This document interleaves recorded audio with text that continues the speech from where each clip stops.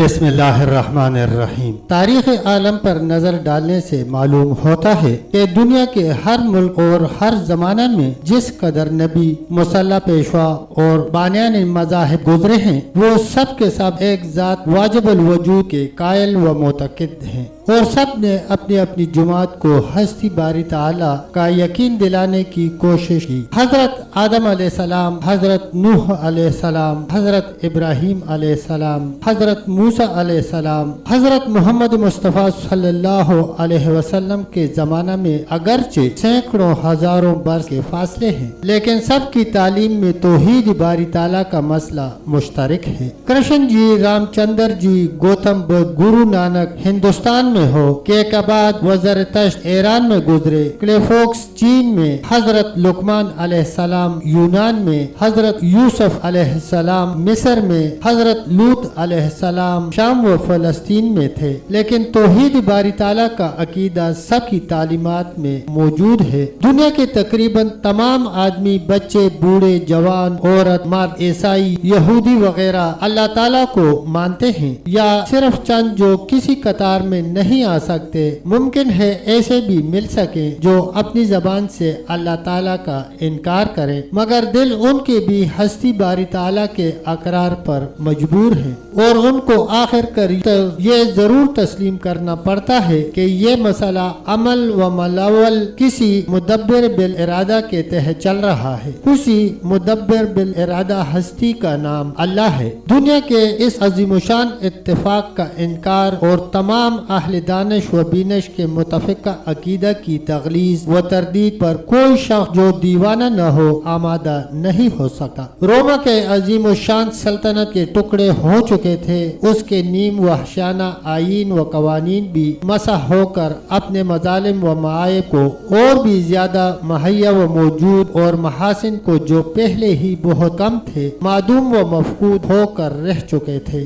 ایران کی شہنشاہی ظلم و فساد کا ایک مخزن بنی ہوئی تھی۔ چین و ترکستان خونریزی و خونخواری کا مامن نظر آتے تھے۔ ہندوستان میں مہاراجہ اشوک اور راجہ کنشک کے زمانے کا نظام و انتظام ناپے تھا۔ مہاراجہ بکرماجیت کے عہد سلطنت کا تصور بھی کسی کے ذہن میں نہیں آ سکتا تھا۔ بدھ مذہب کی حکومت کا کوئی نمونہ موجود تھا، نہ برہمنی مذہب کا کوئی قابل تذکرہ پتہ و نشان دستیاب ہو سکتا تھا۔ عارف بدھ کا نام عقیدت سے لینے والوں کی حالت یہ تھی کہ حکومت کی لالچ، دنیا کی طلبی کے شوق اور ضعیف الاعتقادی کے نتیجے میں سخت قابل شرم حرکات کے مرتکب ہو جاتے تھے۔ شری کرشن کے نام کی سمرن جینے والوں کی یہ کیفیت تھی کہ اشرف المخلوقات کو نباتات و جمادات کے آگے سر بسجود بنا دینے میں ان کو دریغ نہ تھا۔ یورپ اگر ایک بیابان گرگستان اور وہاں کے باشندے حیوانوں سے بھی بدتر خون آشام و مردم کش درندے تھے، تو عرب تمام عیوب و فسادات کا جامع تھا، اور وہاں کے باشندے حیوانوں سے بھی بدتر حالت کو پہنچ چکے تھے۔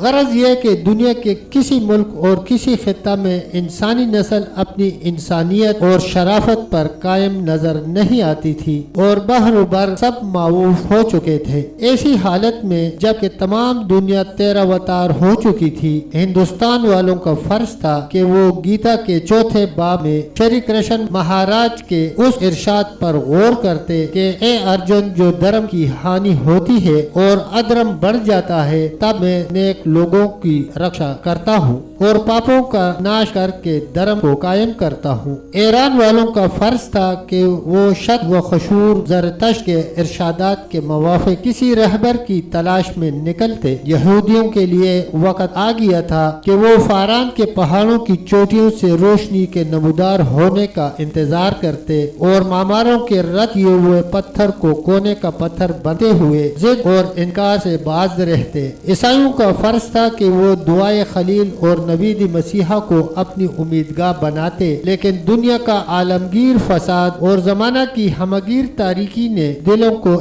اس قدر سیاہ اور آنکھوں کو اس قدر بے بصارت بنا دیا تھا کہ کسی کو اتنا بھی ہوش نہ تھا کہ اپنے آپ کو مریض جانتا اور دعا کی طلب میں قدم اٹھاتا۔ ایسے زمانے اور ملک عرب جیسے خطے میں ہادی برحق رسول رب العالمین، خیر البشر، شفیع المذنبین حضرت محمد مصطفیٰ صلی اللہ علیہ وسلم نے شرک کی خباثت، بت پرستی کی تاریکی، فتنہ و فساد کی نجاست اور عصیان و بے شری کی پلیدی کو دور کرنے کے لیے لا الہ الا اللہ کی آواز بلند کر کے انسان نما لوگوں کو انسانوں کو با اخلاق انسان اور با اخلاق انسانوں کو با خدا انسان بنا کر دنیا کی تاریکی و ظلمت کو ہدایت، نور، امن، راستی اور نیکی سے تبدیل کرنے، یعنی گمراہ، بت پرست، عصیان شعار لوگوں کو مسلمان بنانے کا فریضہ انجام دیا۔ تب تک کے لیے دوستو